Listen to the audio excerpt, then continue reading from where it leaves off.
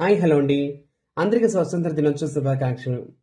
మనం ఈ రోజున ఇంత సంతోషంగా ఉండగలుగుతున్నామంటే దానికి కారణం ఎంతో మంది మహనీయులు కృషి చేసి వాళ్ళ ప్రాణాన్ని పణంగా పెట్టి మనకి ఈ స్వతంత్రాన్ని తీసుకొచ్చారనమాట. సో అందుకే ఈరోజు మనం చాలా సంతోషంగా ఉండగలుగుతున్నాం, సెలబ్రేషన్ చేసుకోగలుగుతున్నాం. సో ఇంకెందుకు లేటు, నాతో పాటు వచ్చేసండి, స్కూల్కి వెళ్దాం.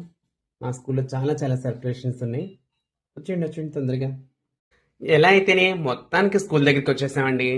ఇదేనండి నేను వర్క్ చేస్తున్న స్కూలు. లోపలికి రండి, వెళ్దాం.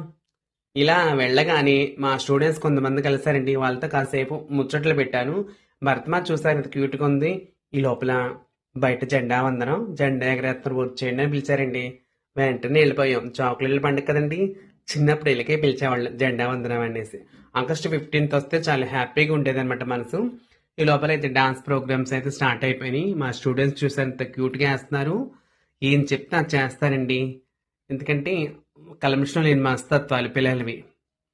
మనం ఏది చెప్తే దాన్ని మంచి అనుకుంటారు. సో మీ పిల్లలకి మంచి అలవాట్లు నేర్పించండి.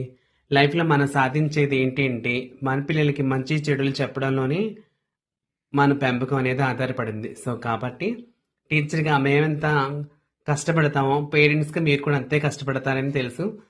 కొంచెం ఇంకా ఇంప్రూవ్ చేద్దాం పిల్లలందరినీ. ఉంటాయి మరి. Bye bye.